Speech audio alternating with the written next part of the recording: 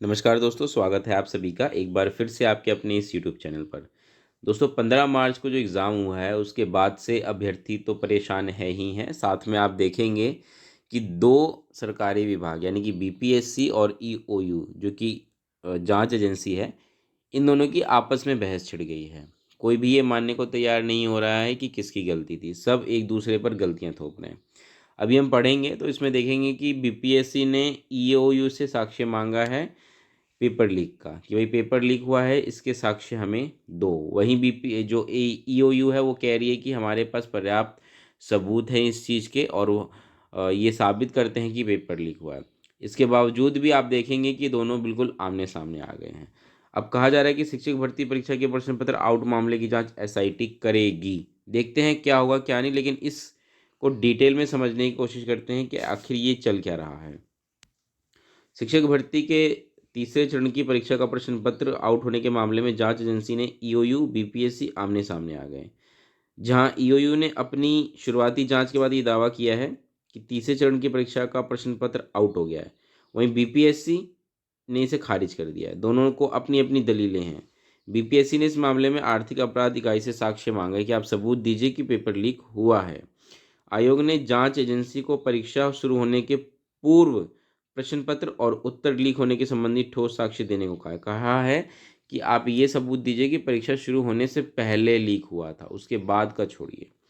आयोग ने कहा है कि ठोस साक्ष्य होने और वांछित सूचना प्राप्त करने पर ही समीक्षा के बाद परीक्षा पर निर्णय लिया जाएगा।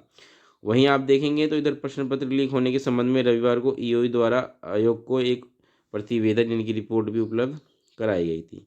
हालांकि आयोग का कहना है कि 15 मार्च को परीक्षा प्रारंभ होने के पूर्व प्रश्न पत्र लीक होने का मानक साक्ष्य इस रिपोर्ट में नहीं है। आप पाएंगे कि इस बीच पूरे प्रकरण की विस्तृत जांच के लिए ईओई ने एक टीम बनाई है, और इस टीम द्वारा जो है ये सारी जांच की जाएगी, जिसको कि एसआईटी कहा जा रहा है।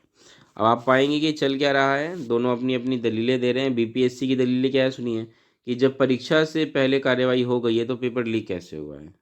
ये कह रहे हैं कि बीपीएससी के अनुसार ईओई ने अपने प्रतिवेदन में कहा है कि 15 मार्च को सुबह 5 बजे ही हजारीबाग में कई स्थानों पर उत्तर रटने के लिए सैकड़ों की संख्या में अभ्यर्थियों को एकत्रित होने की सूचना पर छापेमारी की गई। Mobile, laptop, printer, pen drive ये सब बरामद हुए। आयोग को प्रश्न पत्र लीक होने के संबंध में सूचना 2:30 बजे दी गई। बारह बजे इससे पूर्व 12 बजे प्रथम पाली की परीक्षा समाप्त हो चुकी थी और द्वितीय पाली 2:30 बजे प्रारंभ हो गई थी। तो ऐसे में पेपर लीक को कैसे सही माना जाए कि पेपर लीक हुआ है। वहीं आप पाएंगे कि ईओई का क्या दावा है। ईओई ने कह रहा है कि 13 को ही प्रश्न पत्र लीक हो गया था और 313 पकड़े गए थे। तो अगर ऐसी बात है तो बीपीएससी को इस बारे में सूचना दी गई होगी। देखते हैं इसमें क्या कहा इन्होंने। ईओई ईओयू की ओर से शुक्रवार को जारी विज्ञप्ति में बताया गया कि पेपर लीक की सूचना 13 मार्च को मिली थी। पटना के कुम्हरार इलाके से एक अज्ञात को पकड़ा गया था। वहीं 14 मार्च को पेन ड्राइव मिला था। 15 मार्च को सुबह 5 बजे छापेमारी की गई। लगभग 270 अभ्यर्थियों को पकड़ा गया। ये अभ्यर्थी उत्तर को याद कर रहे थे। वहीं परीक्षा समाप्ति के बाद आयोग को 2:30 बजे सूचना दी गई। इसी वजह से प्रश्न पत्र लीक को साजिश बताया जा रहा है। अब तक इस मामले में 313 पकड़े जा चुके हैं। तो ईओई का दावा है कि पेपर पहले ही लीक हो गया था। हमने कार्यवाही उस दिन की थी जिस दिन एग्ज़ाम था, और इसलिए सूचना जो है आयोग को 2:30 बजे दी गई।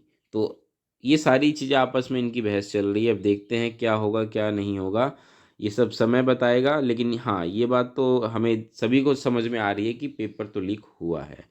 ठीक है, आयोग इसके साक्ष्य मांग रहा है। हो सकता है कि जल्द ही जो एजेंसी है वो उसको साक्ष्य उपलब्ध करा दे।